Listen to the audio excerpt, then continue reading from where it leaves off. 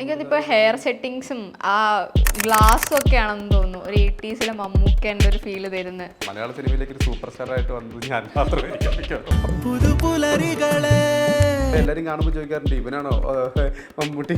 പക്ഷെ ഉണ്ട് കേട്ടോ, ഉണ്ട്. എനിക്ക് റൈറ്റ് സൈഡിലേക്ക് തിരിയുമ്പോഴത്തേക്ക് ഞാൻ ഇങ്ങനെ അയ്യോ മമ്മൂക്ക. നിങ്ങൾ ടിക്ടോക്കിലോ ഇൻസ്റ്റാഗ്രാമിലോ വീഡിയോസോ എല്ലാം എവിടെയോ കണ്ടിട്ട് പരിചയമുണ്ടല്ലോ എന്ന് പറഞ്ഞാൽ നമ്മൾ കാണിച്ചു കൊടുത്തു ഇത് നിങ്ങളായിരുന്നു. അത്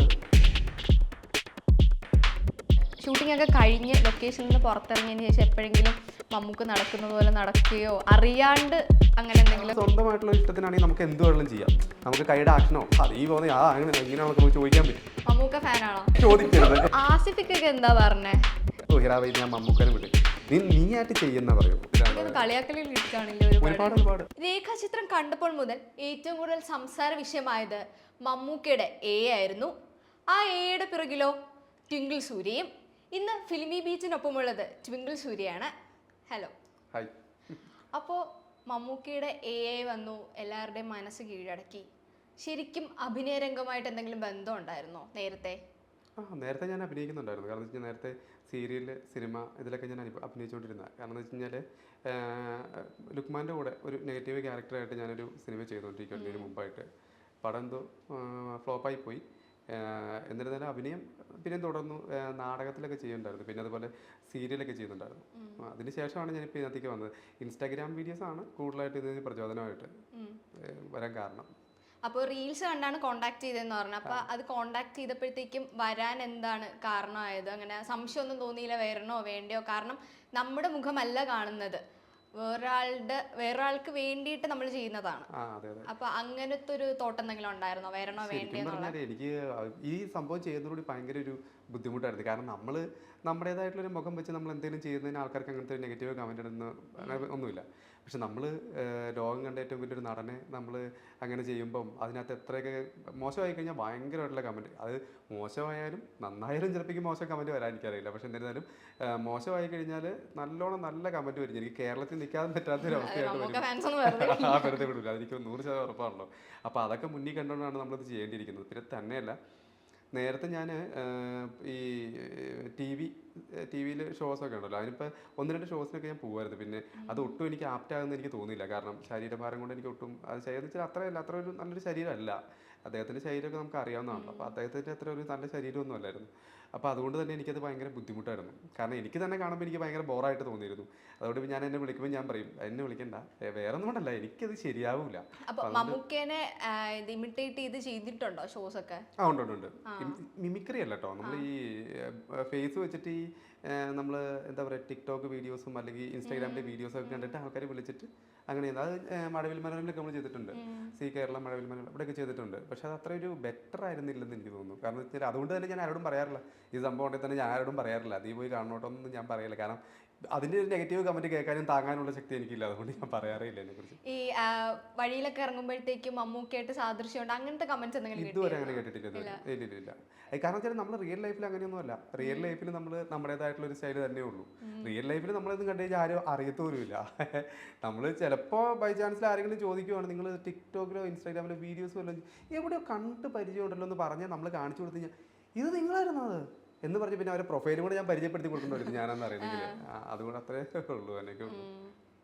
അപ്പോൾ ഒരാളെ മാനറിസം അല്ലെങ്കിൽ ഒരാളെ ഇമിറ്റേറ്റ് ചെയ്യുക എന്ന് പറഞ്ഞു കഴിഞ്ഞാൽ ഭയങ്കര പാടുള്ളൊരു കാര്യമാണ്. പ്രത്യേകിച്ച് ഇപ്പം നേരത്തെ പറഞ്ഞതുപോലെ മമ്മൂക്കേനെ പോലത്തെ ഇത്രയും വലിയ മെഗാസ്റ്റാറിനെ. കാരണം എവിടെയെങ്കിലും ഒന്ന് പിഴച്ചു കഴിഞ്ഞു കഴിഞ്ഞാൽ ആളെ കളിയാക്കാനും പാടില്ല, അതേസമയം നമ്മൾ ആളെ കാണിക്കുകയും വേണം.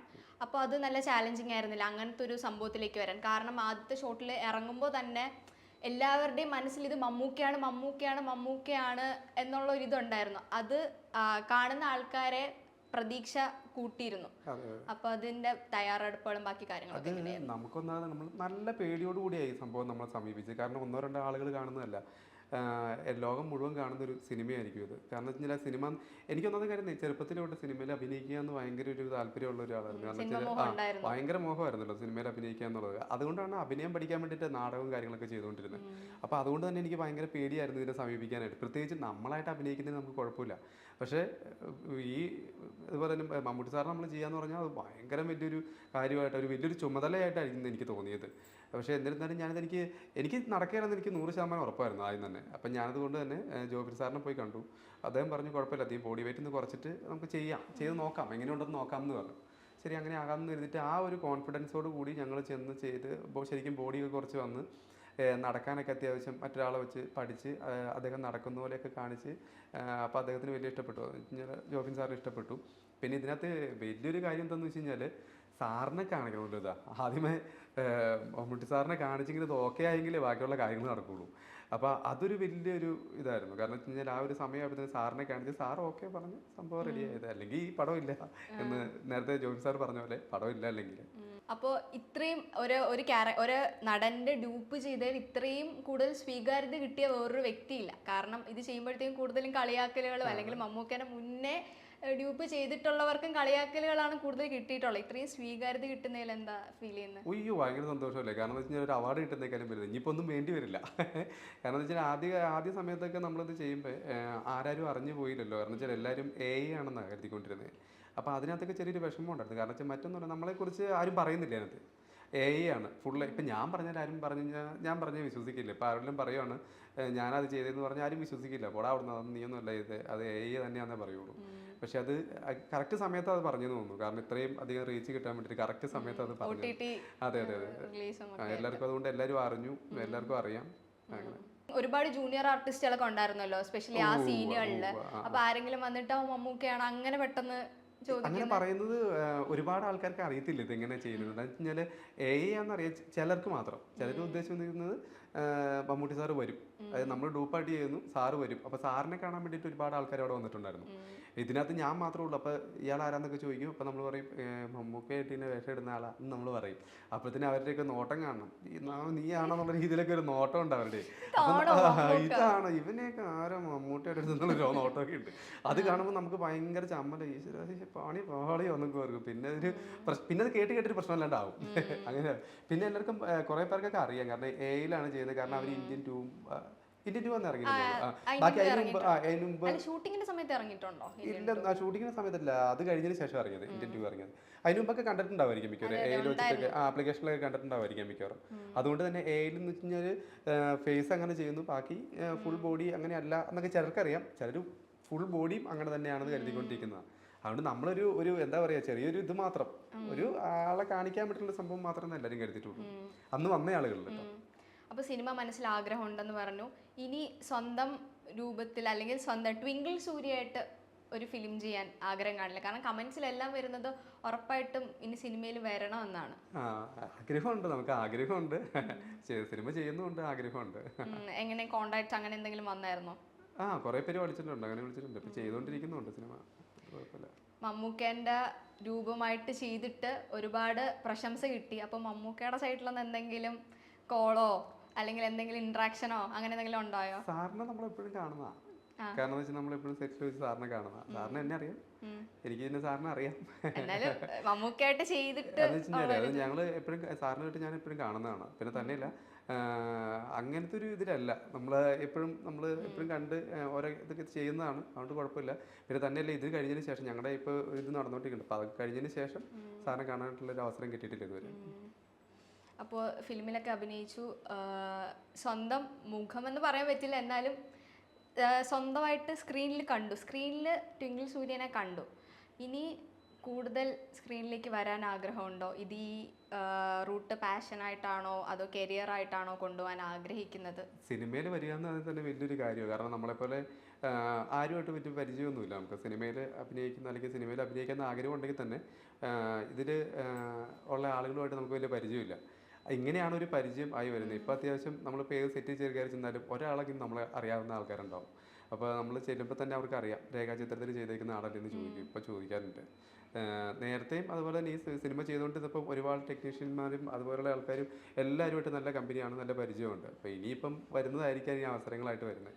അത് എന്തായാലും വരുന്നത് ഞാൻ തന്നെ ചെയ്യുന്നെങ്കിൽ വളരെ സന്തോഷമുണ്ട്. അപ്പോൾ ഈ ഷൂട്ടിംഗ് സമയത്ത് എന്തെങ്കിലും രസകരമായിട്ട് മറക്കാൻ പറ്റാത്ത അനുഭവം എന്തെങ്കിലും ഉണ്ടോ? രസകരമായിട്ടെന്ന് പറയാൻ പറ്റില്ല. എന്നിരുന്നാലും മറക്കാൻ പറ്റാത്തൊരു അനുഭവം എന്ന് വെച്ച് കഴിഞ്ഞാൽ എന്താ എൻ്റെ ഷൂട്ടിങ്ങിൻ്റെ തിരക്കൊന്ന് ഷൂട്ടിങ്ങിൻ്റെ തിരക്കെന്ന് വെച്ച് കഴിഞ്ഞാൽ ഷൂട്ട് നടന്നുകൊണ്ടിരിക്കുന്നു. അപ്പം ആ സമയത്താണ് എനിക്ക് എൻ്റെ മൂന്നാമത്തെ കുട്ടി ഉണ്ടാകുന്നത്. അതൊരു രസകരമായിട്ടുള്ളൊരു സംഭവമായിരുന്നു. കാരണം എന്ന് വെച്ച് കഴിഞ്ഞാൽ കുട്ടി ഉണ്ടാകുന്നതിന് മുമ്പായിട്ട് തന്നെ ഞങ്ങൾ രാവിലെ ഹോസ്പിറ്റലിലേക്ക് വരുന്നു. ഹോസ്പിറ്റലിൽ ചെല്ലുമ്പോൾ എന്തായാലും അഡ്മിറ്റ് ആയിക്കോളാൻ പറയുന്നു. അപ്പോൾ അവിടെ ഷൂട്ടിംഗ് ലൊക്കേഷനിൽ നമ്മൾ ചെല്ലുന്നതും കാത്ത് വെയിറ്റ് ചെയ്ത് നിൽക്കുക. അപ്പോൾ അവിടെ കറക്റ്റ് സമയത്ത് ചെല്ലുകയും വേണം. ഇവിടെ ഇങ്ങനത്തെ ഒരു സംഭവം. ഞാൻ അപ്പോൾ തന്നെ അളിയനെയും അമ്മേനെയൊക്കെ വിളിച്ച് വരുത്തി അവിടെ വരുന്നു. അപ്പോൾ ഇവിടുന്ന് നേരെ ലൊക്കേഷനിലേക്കാണ് പോകുന്നത്. അപ്പോൾ പുള്ളിക്കാരൻ്റെ വാടിയൊക്കെ അടുത്തേക്ക് നമ്മൾ നേരെ ലൊക്കേഷനിലേക്ക് പോകുന്നു. അവിടെ ചെന്നിട്ട് ഇടയ്ക്കിടയ്ക്ക് വിളിച്ചു ചോദിക്കും ഇതിപ്പോൾ എന്തായി കാരണം ഒരു ടെൻഷൻ. അവർക്കങ്ങനെ പ്രത്യേകിച്ച് ടെൻഷനൊന്നുമില്ല. കാരണം വെച്ചാൽ ഒന്നാമത്തെ കൊച്ചില്ല, അവിടെ വലിയ ടെൻഷനൊന്നുമില്ല. അപ്പോൾ ഞാനവിടെ ഇരിക്കും. നമുക്ക് ഭയങ്കര ടെൻഷൻ ആയിരിക്കുമല്ലോ പൊതുവേ. തന്നെയല്ലേ ഇതും നന്നാക്കണം. ഈ രണ്ട് ചിന്താഗതിയും ഇതും കൂടെ പോയി നമുക്ക് ഭയങ്കര ടെൻഷനായിരുന്നു, മൊത്തത്തിൽ ടെൻഷനായിരുന്നു. ഇതും പാളരുത്, അവിടുത്തെ പ്രശ്നം എന്താണെന്ന് അറിയുകയും വേണം. എന്നിരുന്നാലും വൈകുന്നേരം ഒരു നിശ്ചിത സമയം കഴിഞ്ഞ് ഷൂട്ടിങ് അന്നത്തെ ഇത് തീർന്നു. നേരെ അവിടെ ചെന്നപ്പോഴത്തേനും സംഭവം റെഡിയായി. ഒരു ആൺകൊച്ച് അന്നേരം ഈ കൊച്ചിനെയും കൊണ്ട് പുറത്തേക്ക് വരുന്നതിന് മുമ്പ് എൻ്റെ സിസ്റ്റർ അവിടെ നിന്ന് ഓടിങ്ങ് വരും. ഒരു ഇതൊക്കെ ആയിട്ട് ഈ മെഡിസിൻ്റെ പ്രിസ്ക്രിപ്ഷനൊക്കെ ആയിട്ട് ഇങ്ങനെ വന്നു. എൻ്റെ എന്നിട്ട് 2 ചാടിയിൽ തന്നെ അവിടെ പോയി കിടക്കുവാണോ ഇപ്പുറത്തെ വിളിയല്ലേ ഈ മരുന്ന് മേടിച്ചിട്ട് നമ്മൾ ആകെ പേടിച്ച് പോയി. പുള്ളിക്കാരി വന്നിട്ട് പിടിന്ന് ചാടി തന്നെ ഓടി വന്നു. അപ്പോൾ ആൺകൊച്ചുണ്ട്. അത് തന്നെ വലിയൊരു കാര്യം. അതെ, തീർച്ചയായിട്ടും. ഞാൻ നേരത്തെ പറഞ്ഞതുപോലെ മമ്മൂക്കേനെ അനുകരിക്കുന്ന ഒരുപാട് പേരുണ്ട്.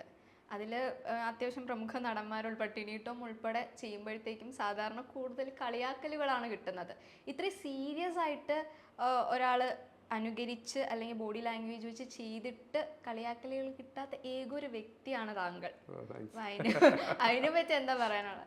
അതൊക്കെ ദൈവായിരിക്കും അതൊക്കെ കിട്ടാതിരിക്കുന്നത്. കാരണം എന്ന് വെച്ചാൽ നമ്മളത് പ്രതീക്ഷിച്ചുകൊണ്ടാണല്ലോ നമ്മൾ ചെയ്യുന്നത്. കാരണം സോഷ്യൽ മീഡിയ ആണ്. ഒരാളെ പെട്ടെന്ന് കൊണ്ടുവരാനും പെട്ടെന്ന് ഇട്ട് കളയാനും കുറച്ച് നിമിഷം മതി. ആ ഒരു സമയത്താണ് ഇത്രയും പിടിച്ചു നിൽക്കുന്നത്. അതെ. അതിന് പിന്നാമ്പുറത്ത് ഞാൻ പറഞ്ഞില്ലേ, ഒരു കഠിനാധ്വാനം തന്നെയുണ്ട്. കാരണം അദ്ദേഹത്തിൻ്റെ ചെറിയ മൈന്യൂട്ടായിട്ടുള്ള കാര്യങ്ങൾ പോലും നമ്മളത് കണ്ട് ഒബ്സർവ് ചെയ്ത് ആ സാധനം സ്ക്രീനിലേക്ക് കൊണ്ടുവരാൻ അല്ലെങ്കിൽ ക്യാമറയ്ക്ക് മുന്നിലേക്ക് കൊണ്ടുവരാനായിട്ട് നമ്മൾ ഭയങ്കരമായിട്ട് ആഗ്രഹിച്ചു. കാരണം ഫുള്ള് ചിന്താഗതി അത് തന്നെയായിരുന്നു. ആ ഒരു സമയത്ത് ചിന്ത മൊത്തം അത് തന്നെയായിരുന്നു. കാരണം അദ്ദേഹത്തെ പോലെ എങ്ങനെ അനുകരിക്കാം, അദ്ദേഹത്തെ കാരണം വെച്ചാൽ നമ്മളൊരു ദൗത്യം അല്ലെങ്കിൽ ഇങ്ങനെ ഒരു സംഭവം നമ്മൾ ചെയ്യുമ്പോൾ അത് എങ്ങനെ അതിൻ്റെ ഒരു പൂർണ്ണതയിൽ എത്തിക്കാം എന്നുള്ളൊരു എന്താ പറയുക, ഒരു വേവലാതി എന്നൊക്കെ നമ്മൾ പറയില്ലേ, ആ സാധനമായിരുന്നു. നമുക്കത് എങ്ങനെ അത് കൊണ്ടുവരാം. കാരണം നമ്മൾ ഇപ്പോൾ വണ്ടി ഓടിച്ചുകൊണ്ട് ഡ്രൈവിങ്ങിൻ്റെ സമയത്താണെങ്കിലും ഉറങ്ങുന്നതിന് മുമ്പായിരുന്നു, നമ്മൾ ചുമ്മാ നടക്കുമ്പോഴൊക്കെ ആയിരുന്നു. കാരണം ഞാൻ വീട്ടിൽ എന്തെങ്കിലുമൊക്കെ ചെയ്യുമ്പോൾ പോലും നമ്മൾ നടക്കുമ്പോൾ ആ ഒരു രീതിയിൽ നടന്നുകൊണ്ടിരുന്നത്. അതുപോലെ നമ്മൾ ഭയങ്കരമായിട്ട് ചിന്തിച്ച് ആ സാധനം ചെയ്ത് ഓരോരോ കാര്യങ്ങളും നമ്മൾ ചിന്തിച്ചാൽ ചെയ്ത്. കാരണം നമുക്ക് നമ്മുടെ സ്വന്തമായിട്ടുള്ള ഇഷ്ടത്തിനാണെങ്കിൽ നമുക്ക് എന്ത് വേണമെങ്കിലും ചെയ്യാം. നമുക്ക് കൈയുടെ ആക്ഷനോ ഈ പോകുന്ന അങ്ങനെയാണെന്നൊക്കെ നമുക്ക് ചോദിക്കാൻ പറ്റും. പക്ഷേ ഇദ്ദേഹത്തിൻ്റെ കൈയുടെ ആക്ഷൻ പോകുന്നതിനും നടക്കുന്നതിനും ഒക്കെ ഒരു ചെറിയ മാനരസങ്ങൾ അദ്ദേഹത്തിന് തന്നെയുണ്ട്. ആ ഒരു സാധനമാണ് നമ്മൾ കടമെടുത്ത് നമ്മൾ ആ സാധനം സ്ക്രീനിലേക്ക് കൊണ്ടുവരുന്നത്. അപ്പോൾ അതിൻ്റേതായിട്ടുള്ള ഒരു കാഴ്ചപ്പാടും അതുപോലെ ഒരു കഠിനാധ്വാനം നമുക്ക് വേണം. നമ്മൾ ഓടിച്ചെന്ന് ചെയ്യുന്ന ഒരു സാധനമാകരുത്. നമ്മളങ്ങനെ ചെയ്യാത്തതുകൊണ്ടാണ് അതിന് ഇത്ര ഒരു സ്വീകാര്യത ലഭിച്ചതെന്ന് എനിക്ക് തോന്നുന്നു.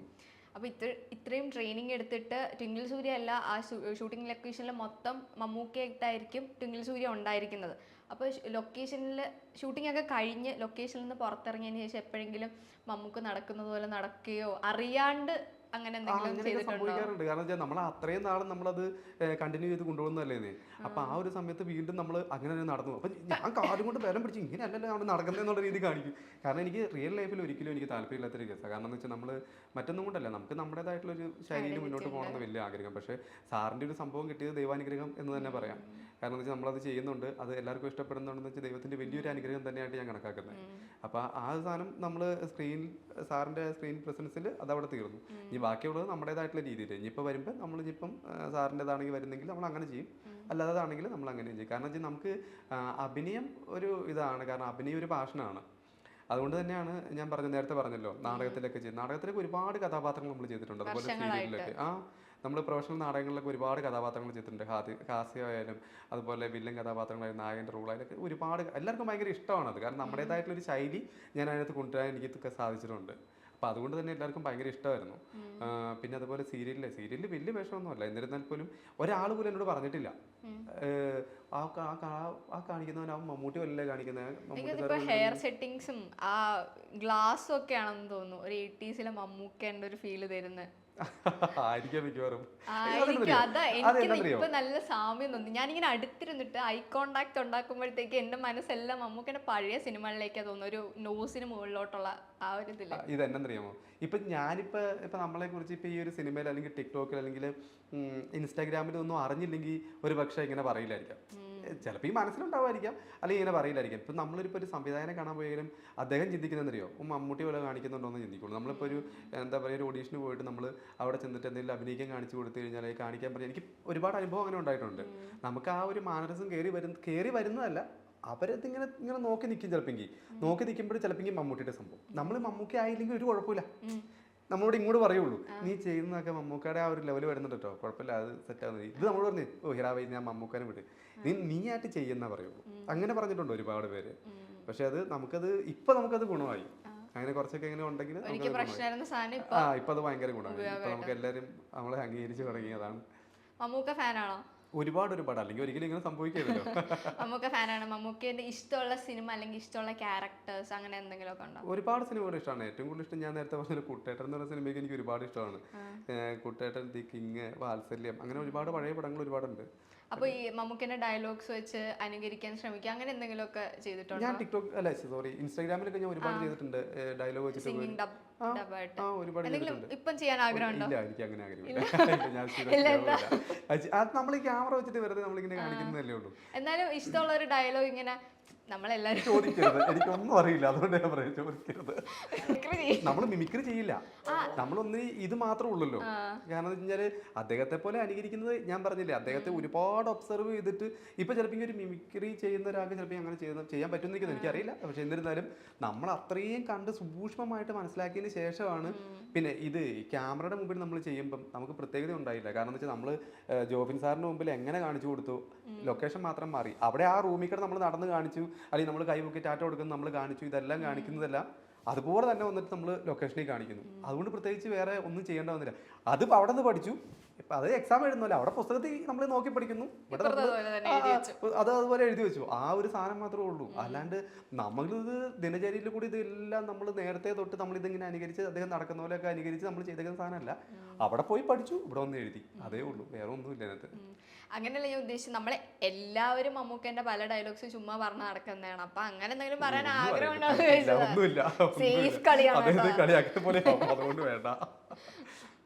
കളിയാക്കലിൽ കിട്ടിക്കാണില്ലേ ഒരുപാട്? ടിങ്കിൾ ടിങ്കിൾ ലിറ്റിൽ സ്റ്റാർ എന്നൊക്കെ വിളിച്ച് ഒരുപാട് പേര് കളിയാക്കുന്നുണ്ട്. ഒരുപാട് കളിയാക്കൽ കേട്ടിട്ടുണ്ട് നേരത്തേക്ക്. ഇപ്പൊ അതൊക്കെ കുറച്ച് ഇതായിട്ടോ എന്ന് വെച്ചാല് ഇപ്പൊ കുറെ പേർക്ക് ഉണ്ടെന്ന് തോന്നുന്നു, ടിങ്കിൾ എന്നുള്ള പേര് കുറെ പേർക്കുണ്ട്. പെൺകുട്ടികൾക്കൊക്കെ സാധാരണ പെൺകുട്ടികൾക്കൊക്കെയാണ് കൂടുതലുള്ളത്. ഇപ്പൊ എന്നെ സംബന്ധിച്ച് ഞാൻ കോളേജിൽ പഠിച്ചുകൊണ്ടിരിക്കുമ്പോൾ ഞങ്ങൾ 2 പേരുണ്ടായിരുന്നു അവിടെ. ഞാൻ ടിങ്കിൾ സൂര്യ, ടിങ്കിൾ വർഗീസ് എന്നാണ്, അങ്ങനെയാന്ന് തോന്നുന്നു. അപ്പൊ അവർക്ക് വരുന്ന എഴുത്തുകളൊക്കെ എനിക്ക് മാറി വരുമായിരുന്നു. അത് ഞാൻ എന്നിട്ട് അത് അവർക്ക് കൊണ്ടുപോയി കൊടുക്കണം, അതൊക്കെ വലിയ ചടങ്ങായിരുന്നു. എനിക്ക് വരുന്ന എഴുത്തുകളൊക്കെ ഉണ്ടെങ്കിൽ അന്ന് എഴുത്തിന്റെ ഇടപാടാണല്ലോ, ഫോണിലൊക്കെ വലിയ പ്രശ്നമാണ്. അതുകൊണ്ട് എഴുത്തിന്റെ ഇടപാടായതുകൊണ്ട് അങ്ങനെയൊക്കെ ആയിരുന്നു അവിടെ. പിന്നെ ഏത് സ്കൂളിലോ കോളേജിലൊക്കെ ചെന്ന് കഴിഞ്ഞാൽ ഞാൻ മാത്രമേ ഉള്ളൂ, പിന്നെ അല്ലാതെ ടിങ്കിൾ എന്ന് പറഞ്ഞൊരാണ് ഞാൻ മാത്രമേ പേരായിട്ട്. അതെ. അതിന് നമുക്ക് സന്തോഷമുണ്ട്. കാരണം എന്ന് വെച്ച് കഴിഞ്ഞാല് ടിങ്കിൾ എന്ന് പറഞ്ഞു കഴിഞ്ഞാല് ഇപ്പൊ നമ്മൾ പണ്ടൊക്കെ പഠിച്ചേക്കുന്ന പിള്ളേരോട് നമ്മള് നീ ബിജുവിനെ അറിയോ, ബിജുവിനെ അറിയിച്ച് നമ്മൾ അങ്ങോട്ടിങ്ങ് പോരുക ബിജു എന്നുള്ള സംഭവം. അപ്പൊ മിക്ക സ്ഥലത്തും ഉണ്ട് ബിജു, ബിനു, അഭിലാഷ്, രാജേഷ് എന്നൊക്കെ ഇവിടെ ഒരുപാട് ആൾക്കാരുണ്ടാവും. പക്ഷെ നീ ടിങ്കിളിനെ അറിയോ, നമ്മുടെ അവിടെ മറ്റേ ആണല്ലേ, എനിക്കറിയാം എന്ന് പറയും അവര്. ഒറ്റ ടിങ്കിളുള്ളൂ, അതുകൊണ്ട് അറിയാം, എനിക്കറിയാം എന്ന് പറയും. അതൊരു സന്തോഷമാണ്. അപ്പോ എപ്പോഴെങ്കിലും എല്ലാരും ഇപ്പോ ജോഫിൻ പറയുന്നതിന് മുന്നേ വരെ ആരാണ് എന്താണെന്നൊന്നും അധികം പേർക്ക് അറിയില്ലായിരുന്നു ഈ ക്യാരക്ടർ ചെയ്തത്. അപ്പൊ അതിനുശേഷമാണ് ട്വിങ്കിളിനെ എല്ലാവരും അറിയുന്നത്. അപ്പൊ എപ്പോഴെങ്കിലും ഇങ്ങനെ വിഷമം തോന്നിയിട്ടുണ്ടോ, സ്വന്തം മുഖത്തിലൂടെ ആദ്യം അറിയാണ്ട് വേറൊരാൾക്ക് വേണ്ടിയിട്ട് ചെയ്തിട്ട് അറിയുന്നതിന്? ഇപ്പൊ ശരിക്കും പറഞ്ഞുണ്ടല്ലോ, നമ്മള് ഒരു ക്യാരക്ടർ ചെയ്തു. ഇപ്പം ഞാൻ എന്നെ വെച്ച് പറയുകയാണെങ്കിൽ ഞാനൊരു ക്യാരക്ടർ ചെയ്തു, നമ്മളത് ചെയ്ത് ആരാരും അറിയപ്പെടാതെ പോകുന്നേക്കാളും നല്ലത് ഒരു സൂപ്പർ സ്റ്റാർ പദവിയിൽ ഇങ്ങനെ ഇത്രയും ജനങ്ങളുടെ ഇടയ്ക്ക് വന്നിറങ്ങി കയ്യും വീശി നല്ല അടിപൊളിയായിട്ട് നടന്നു പോകുന്ന വേറെ ആയാലും ഉണ്ടാവും, എനിക്കറിയില്ല കേട്ടോ, ഉണ്ടാവും. അപ്പോൾ അത്രയും വലിയൊരു ഇതൊന്നും എനിക്കിനി കിട്ടാൻ പോകുന്നില്ലെന്ന് തോന്നുന്നു. കാരണം വെച്ച് കഴിഞ്ഞാൽ നമ്മുടെ ഒരു പുതുമുഖമായിട്ട് വന്നിട്ട് അത്രയും വലിയ അതെ, ഏറ്റവും വലിയ മലയാള സിനിമയിലേക്ക് ഒരു സൂപ്പർ സ്റ്റാർ ആയിട്ട് വന്നത് ഞാൻ മാത്രമായിരിക്കും.